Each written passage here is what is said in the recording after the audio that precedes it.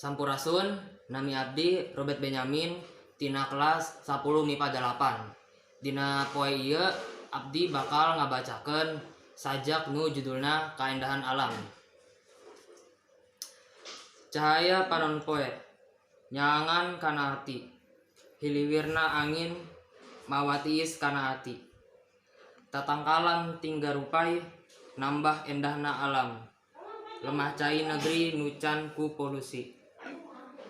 Alam endah nu merenah ulah nepi ka punah, ku urang kudu dipusti supaya tetep asri lestari. Menurut abdi, karena sajak ieu nyarioskeun perkawis alam anu endah. Urang kedah ngajaga alam eta pikeun nyegah pencemaran supaya tetep endah sapertos anu kantos. Sekian dari abdi, hatur nuhun, sampurasun.